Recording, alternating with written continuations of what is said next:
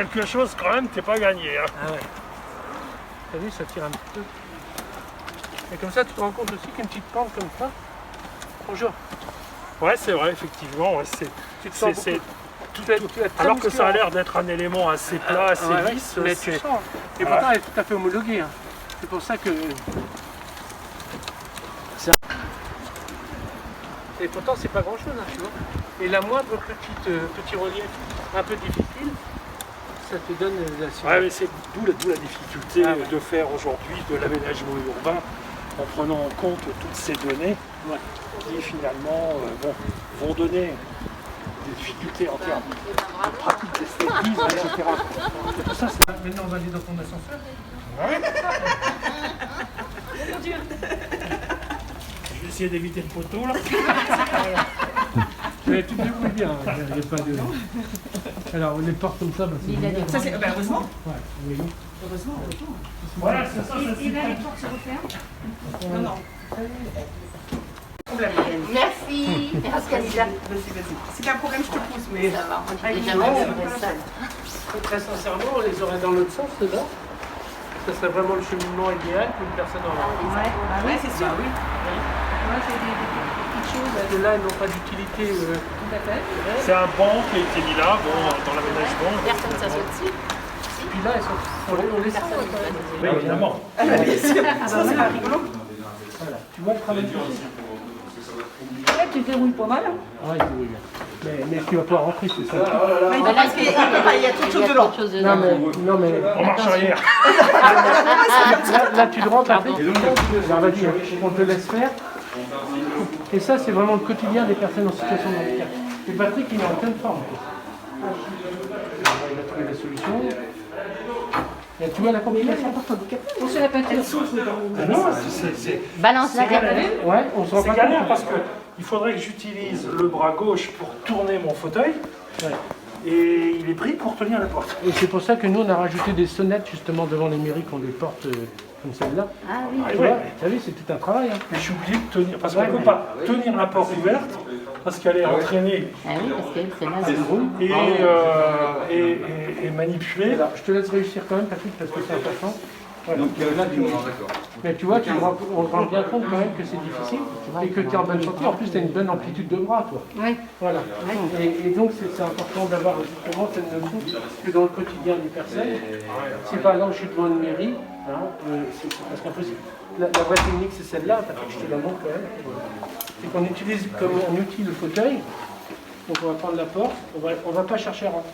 Directement, on va l'emmener avec nous, on va la pousser, on va bloquer la vie. Et à partir de ce moment-là, hop, il est là tout de suite pour rentrer. Mais ce travail-là, c'est un travail, moi j'ai 30 ans de fauteuil. Il faut imaginer quelqu'un qui vient d'avoir un AVC, moi j'ai les deux bras libres, quelqu'un qui est hémiplégique, quelqu'un qui est paraplégique. Voilà. Il peut pas. Et quelqu'un qui est vieillissant. Et donc c'est pour ça l'importance de l'action qu'on mène justement avec les maires du Morbihan, c'est vraiment important. Là, s'il y avait une simple sonnette, une personne vient nous accueillir et nous fait rentrer et nous emmène vers le service qui est demandé. Et ça, voilà. Excuse-moi, Patrick, de te faire travailler comme ça. Je te suis. C'est la mise en situation qui permet effectivement la meilleure connaissance des choses. Hein. Tout à fait incompréhensible pour les personnes de se rendre compte de cette réalité-là si on n'est pas dans l'action. Oui, si on n'est pas acteur de l'action. Ça veut dire que tout à l'heure, Patrick, par exemple, quand on montait la petite côte, qui est tout à fait homologuée, hein, on ne se rend pas compte sur la distance, l'effort que ça demande. Alors Patrick est en forme, hein, comme je dis depuis tout à l'heure, mais ça peut être une personne en déambulateur. Donc on pourrait dire que là, il manquerait quelque part un petit banc de repos. Ça veut dire que je fais les premiers 50 mètres, je peux me reposer, je fais les deuxièmes 50 mètres. C'est des choses importantes, mais vous êtes dans un cadre de législation qui est bon. Il y a l'intelligence fonctionnelle qui doit rentrer en compte. Et c'est pour ça, quand on m'a parlé de votre projet et qu'on m'a invité, là, moi je trouve super intéressant de participer à votre projet le plus complètement possible, mais à travers ces petites actions-là. Voilà. De circulation, on va réaménager des espaces, on va faciliter, je dirais, des accès. Il faut prendre en compte un peu toutes ces données, parce que pour nous, le paramètre, c'est de pouvoir mettre en, je dirais, en vie commune tous les acteurs de la ville, qu'ils soient des piétons, qu'ils soient des cyclistes, des voitures, trottinettes, tout ce qu'on veut, Et tout ça, que ça se trouve en harmonie en intégrant la notion de PMR. La notion de PMR qui pour nous est importante parce que effectivement elle nécessite des aménagements, de penser ces aménagements en évitant de créer des obstacles, ce que tu appelles des obstacles et qui sont quelquefois des choses qu'on ne soupçonne pas. Une pente simple a l'air anodine, on va dire ah bah ouais mais c'est la déclivité. C'est vrai que Plouermel, on est dans une ville où il n'y a pas trop quand même de boss et tout, hein, ça existe bien pire ailleurs.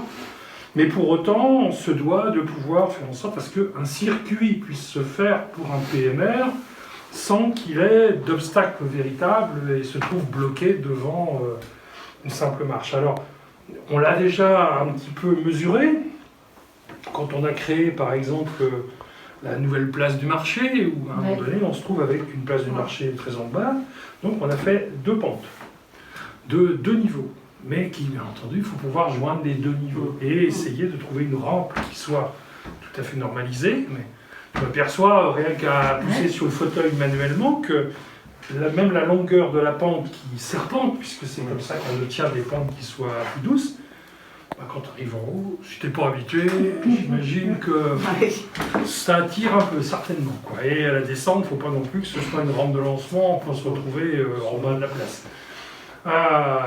Voilà, c'est toutes ces choses qui sont à prendre en compte.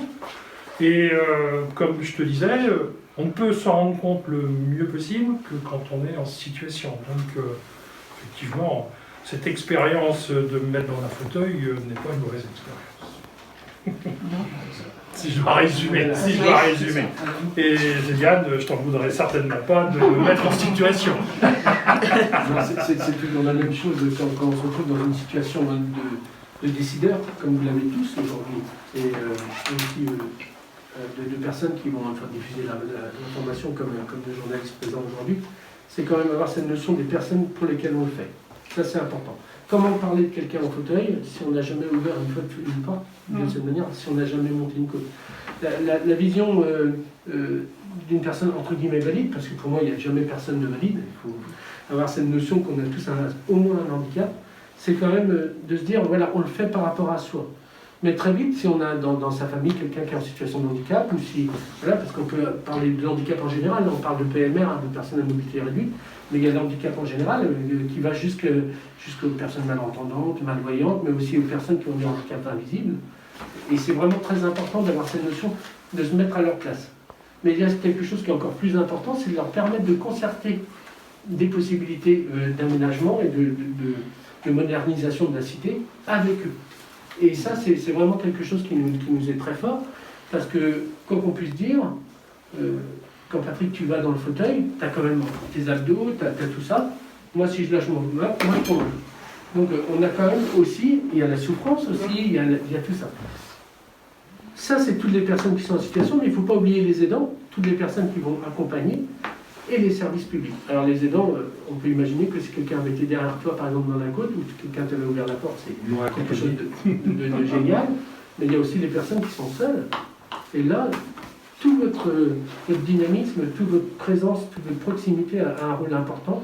Tout à l'heure, je me suis vraiment inscrit vers la personne de l'accueil, parce que c'est vraiment ce qu'on va travailler demain.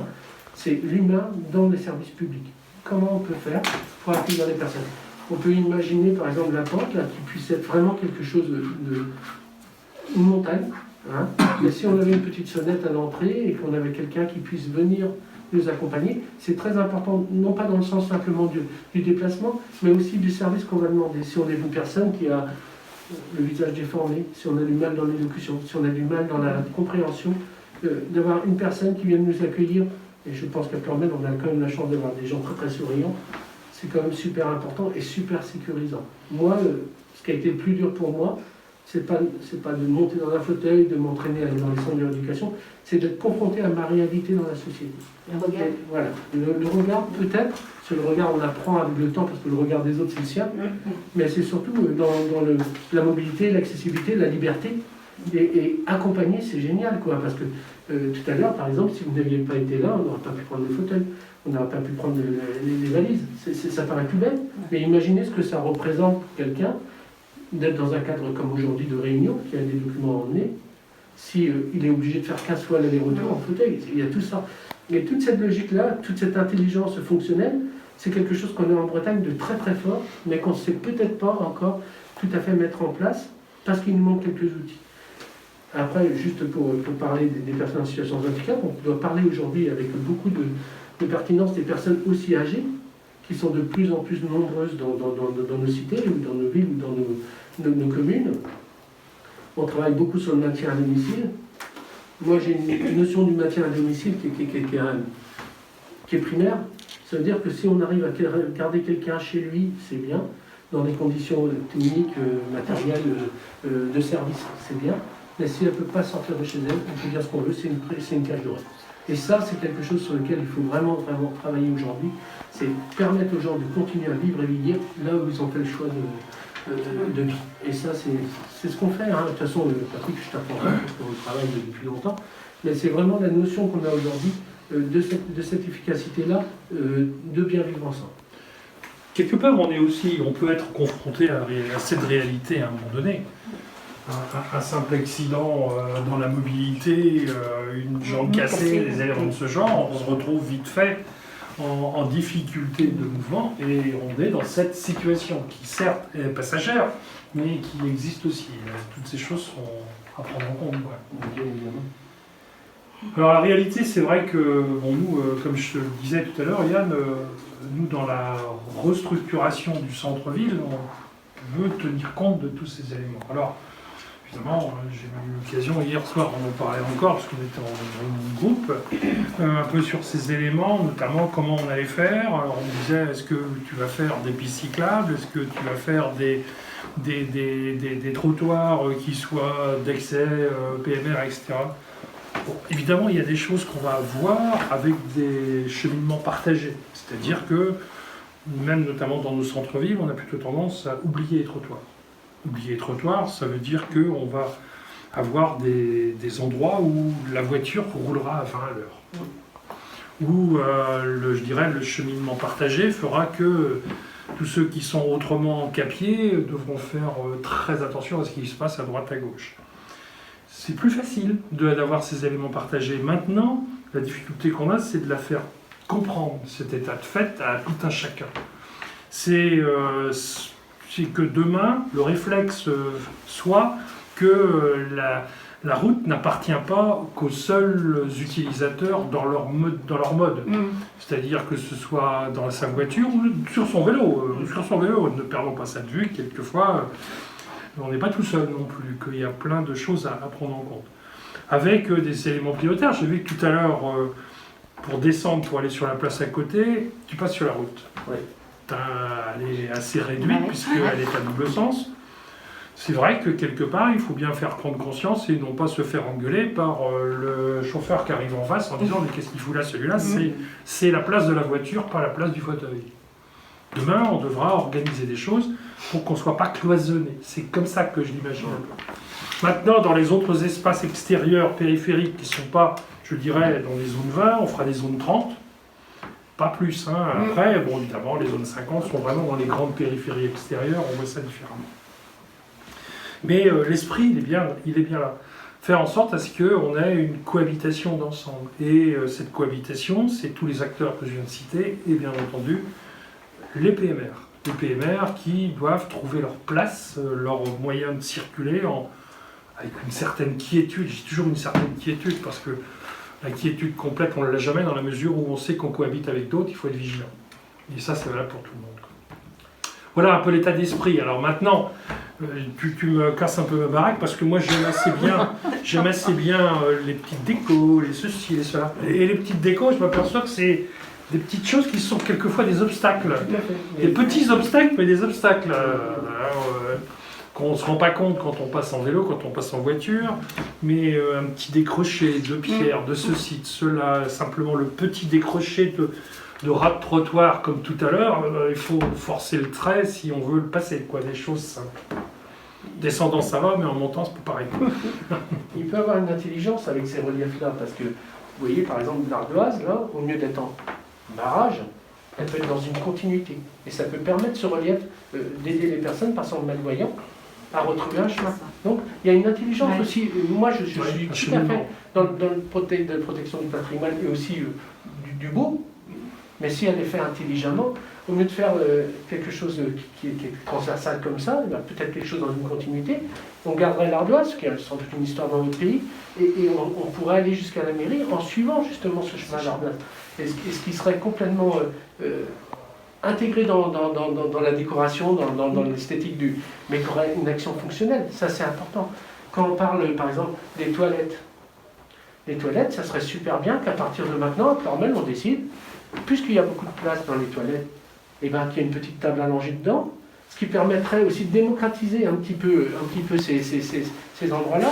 Pourquoi? Parce qu'on irait avec la poussette, donc on serait quand même à l'aise, on pourrait ressortir, il y aurait de la place, mais ça permettrait aussi aux personnes qui ont un handicap invisible, qui ont une poche par exemple, il y a beaucoup de gens qui ont des poches, et qui vivent une discrimination inverse, ça veut dire que c'est les personnes en fauteuil qui quelque part leur en veulent d'utiliser les toilettes, alors que en fait en réalité ils en ont encore plus besoin qu'eux. Et c'est toute cette intelligence-là, on parle de l'ardoise jusqu'aux toilettes, les places handis, c'est pareil. Aujourd'hui, on a tendance à faire des places handis qui sont assez courtes, qui sont standards dans la longueur, alors qu'on a tous des établissements aujourd'hui, et on le sait, qui ont des camions un peu plus grands, mais surtout qui ont une rampe qui se sort par derrière. Donc si on a la rampe qui sort par derrière, souvent on empiètre la circulation, ça crée un danger.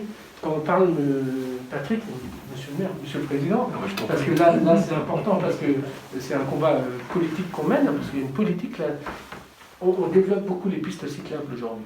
Aujourd'hui on parle beaucoup des voitures. Moi je suis d'accord. Une piste cyclable avec un arrêté du maire qui donne une priorité aux personnes en PMR, parce que là c'est PMR, ça veut dire que les vélos, ils ne roulent pas à 20 à l'heure dans la commune, ils sont parfois beaucoup plus rapides, les trottinettes aussi. On crée aussi cette responsabilité-là, mais la chance qu'on a, c'est que ça ne va pas être avec des adultes qui conduisent, mais avec des enfants qui vont prendre l'habitude de se dire « Tiens, moi c'est 20 à l'heure parce qu'il y a la poussette de mon petit frère qui est juste devant. C'est 20 à l'heure parce que mon grand-père il est en fauteuil sur cette piste-là. » Et le partage, il peut être très très bien et rentrera dans un cadre écologique et de mobilité qui est tout à fait d'actualité aujourd'hui. On peut vraiment travailler sur tout avec intelligence, mais de ce dont on parle aujourd'hui, c'est rien. Ça veut dire que ce n'est pas un seul frais. C'est vraiment juste de l'intelligence, et celle-là, on l'a vraiment. Il faut remettre l'humain à sa place. Quand tout à l'heure, Patrick, on a monté cette côte, la première chose que je t'ai dit en arrière, imagine quelqu'un de 82 ans, en déambulateur, qui l'a fait et qui n'a pas de station de repos. Qu'est-ce que ça coûte, dans un cadre d'esthétique, aussi social, surtout aujourd'hui, d'avoir quelques bancs où les gens se réunissent, mais surtout qui sont des stations de repos. On en met une tous les 30 mètres. Et c'est juste ça. Et c'est tout ça qu'il faut aujourd'hui intégrer dans un plan global de société, et surtout si vous êtes dans un cadre d'action de rénovation, de revitalisation de bourg ou de communes, c'est super intéressant. Et ça ne coûte pas plus cher. C'est certainement pas. Mais ça donne un confort de déplacement pour les gens qui est inestimable. Qu'on puisse aller voir les gens et qu'ils puissent venir nous voir. L'aller vers, c'est vraiment ce qu'on demande aujourd'hui. De ces choses, hein, même si on s'aperçoit de la difficulté à les mettre en application, difficulté technique, je ne parle même pas de financière, parce que ça on ne doit même pas en parler, ça ne doit pas être un obstacle. Mais quelque part, il y a des choses qui se dressent. Mais surtout technique, quelque part, quand on fait de l'aménagement global, on nous met en avant en disant bah oui, mais ceci on ne peut pas faire suivant cette condition, ceci. Bon. On le fait quand même, quoi. Aujourd'hui, je dirais, on a une obligation en termes de réhabilitation, notamment tout ce qui est bâti. Le bâti, aujourd'hui, on prend compte de toutes ces données PMR. On ne fait pas les choses qui ne sont pas normalisées. Mais on occupe encore du bâti ancien. On occupe des espaces anciens avec des difficultés d'accès. Alors, bon, tu sais très bien la difficulté qu'on peut avoir, notamment que quand on nous dit mais pourquoi est-ce qu'il n'y a pas d'accès PMR dans telle ou telle vieille bâtisse ou tel élément, telle chapelle, telle église. Je parle de ça parce que pas facile d'aller réhabiliter des vieilles bâtisses qui sont remarquables, historiques. J'ai vu que tu nous as présenté, tu as envoyé ta rampe là, la rampe que je trouve tout à fait bien. Tout à fait bien et tout à fait, je dirais, fonctionnel. Et c'est toi qui, dans la mesure où c'est toi, personne PMR, qu'il la propose en disant, voilà, plutôt que de ne rien avoir, je préfère qu'il y ait des solutions simples comme cela qui soient faites, parce que si on demande à tous les espaces d'être en PMR, ça ne sera pas fait. Pour des questions techniques, pour des questions financières, ou de ce genre. Par contre, d'avoir ponctuellement un outil de ce genre à disposition qui permet, le jour où on en a besoin, de pouvoir le développer et faire accéder justement au PMR, qui fait normalement des espaces qui ne sont pas très faciles, je pense que c'est important. Tu touches deux choses en fait qui sont importantes. D'abord, c'est la loi. La loi, si on suit la date, on connaît, c'est l'agenda d'accessibilité, ne t'oblige pas demain, si ton patrimoine est classé, si le relief ne le permet pas, si financièrement vous ne pouvez pas, à faire l'action. Il y a aussi ça. C'est vraiment important. Ça veut dire que demain, monsieur le maire décide de dire, moi je suis la loi, avec ces dérogations-là, je ne le fais pas. Donc il y a aussi ça, il ne faut pas oublier. Après, dans le cadre par exemple de la rampe, ce qui est intéressant, c'est que cette rampe-là, elle ne sert pas que aux ERP publics. Par exemple, si j'ai besoin d'aller à l'auto-école, je l'ai vu tout à l'heure, où je suis le cabinet d'architecte à côté de laquelle se trouve la place des parkings Andy, je peux très bien venir leur demander, puisque j'ai rendez-vous là-bas, de venir à la mairie, de donner leur carte d'identité, de repartir à la avec la rampe. Et c'est la première fois qu'on va toucher les gens chez eux. Mais ça peut être aussi dans un cadre d'accident, de trucs. C'est important. Dans un autre sens, si on suit vraiment la loi, si autour de vos chapelles, comme nous allons voilà, on suit la loi et on fait vraiment les rampes à 5 degrés et compagnie, vous allez casser du patrimoine. Et ça, c'est une réalité. La plupart des chapelles ont soit des expositions, soit des pardons une fois par an. Une fois par an? Oui, une fois par an. Une fois par an. C'est ce qui arrive chez nous sur 4 chapelles. Sinon, moi je prends l'exemple de Longolent, si on était parti là-dessus, on avait 80 000 € à peu près de frais réels, plus les bâtiments de France qui devaient repasser pour mettre des matériaux, donc je ne sais pas jusqu'à où c'était. Et ça aurait complètement dénaturé notre patrimoine réel. Ça veut dire qu'en fait, on prenait une empreinte négative sur les générations qui allaient arriver. Là, les gars, ils arrivent, il y a le pardon le lendemain, ils prennent la rampe, ils utilisent la rampe, il n'y a aucun problème. On parle de finances parce que nous autres, on est obligé de parler de finances, on doit rendre compte. Ça veut dire que là, si on prend un kit avec l'amplificateur de son, enfin, tout ce qui contient le kit, la sonnette et compagnie, on en est à peu près pour 1 200 €.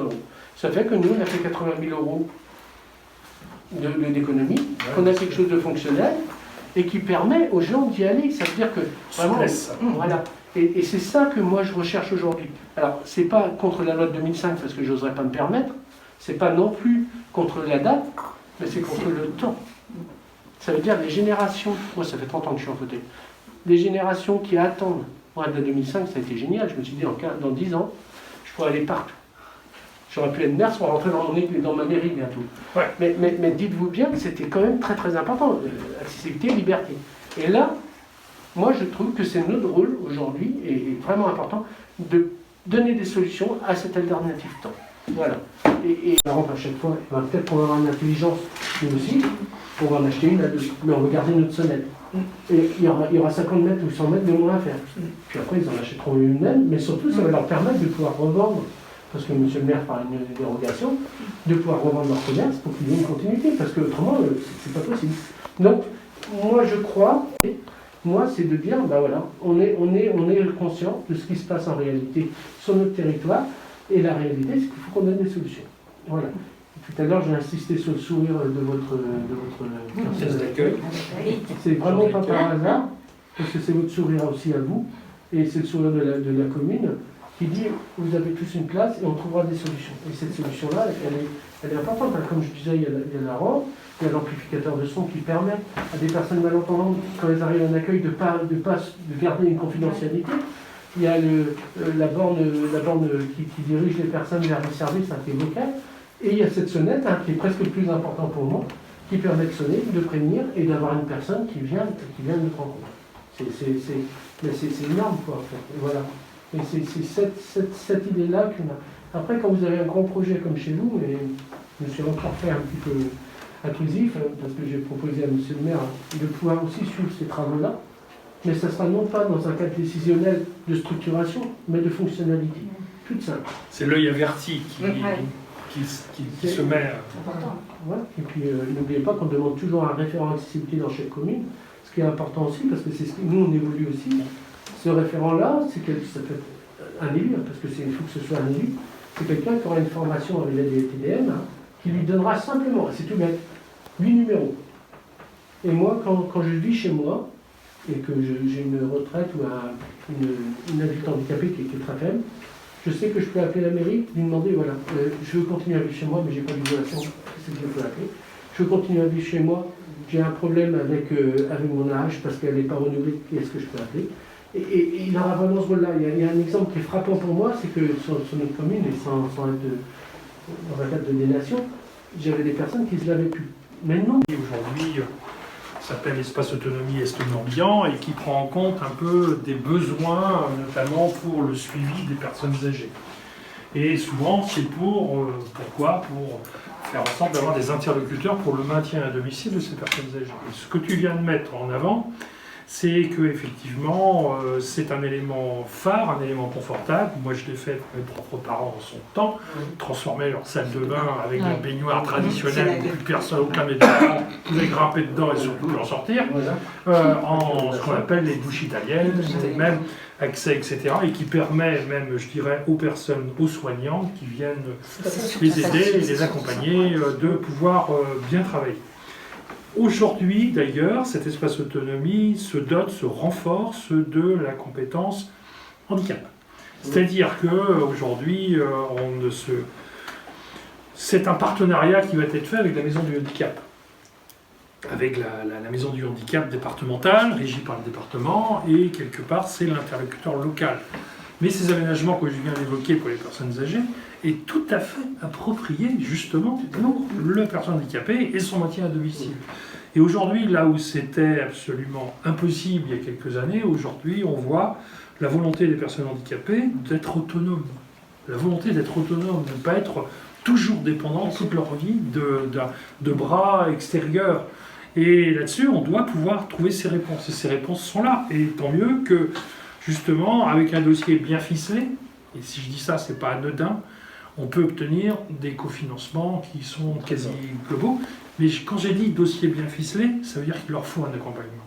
Et pour nous, il nous faut des interlocuteurs sur le terrain qui soient là pour leur préparer les choses, les mettre en contact avec le bon numéro, le bon service, les bons papiers, etc., etc., et qui puissent aller jusqu'au bout, jusqu'à l'aboutissement, donc la réalisation de ces structures. Mais voilà, autant auparavant sur des dispositifs type maison du handicap, ça marche aussi, mais c'est plus éloigné, je dirais. Tandis que là, on veut avoir des interlocuteurs de proximité. C'est vraiment ce que tu dis, c'est l'aller vers. C'est aller vers ces gens-là. Au lieu d'attendre, ça veut dire qu'en fait, on est dans un cadre de prévention. Ça veut dire que si on a une personne justement qui est référente au niveau du CCAS, elle dit tiens, on commence à avoir 65, 70, 80 ans, ça serait bien qu'on puisse, à travers le colis que vous donnez ou des choses comme ça, leur donner une petite information toute simple, l'aménagement, des choses comme ça. Et puis ça peut être madame ou monsieur. N'hésitez pas à contacter monsieur si vous avez un problème.